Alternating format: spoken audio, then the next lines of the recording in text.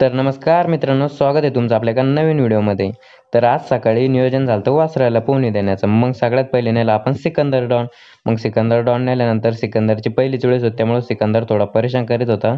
परंतु आपले कार्यकर्ते पण खूप मजबूत होते. सिकंदरला नेलं आणि ऐन अर्ध्या तळ्यात नेऊन सिकंदरला उलटं केलं.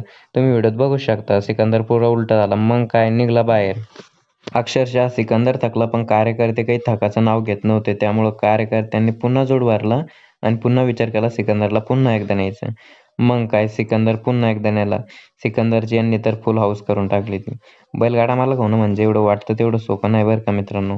त्यात खूप कष्ट आहे. म्हणजे लोकांना जे आनंद दिसतो एकदा बैल चर्चेत आल्यावर, त्याच्यामागचे भरपूर असे कष्ट असतात.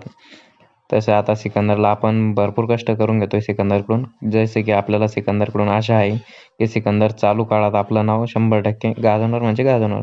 फिटनेस वगैरे सगळं म्हणजे कोणत्याच गोष्टीत सिकंदर असा कमी नाही.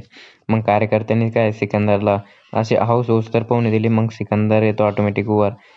यापुढे सुद्धा आपण बैलगाडाविषयी असे भरपूर व्हिडिओ करणार आहे, ज्यात आपण खुराक वगैरे काय असते आपल्या बैलांना ते दाखवणार आहे.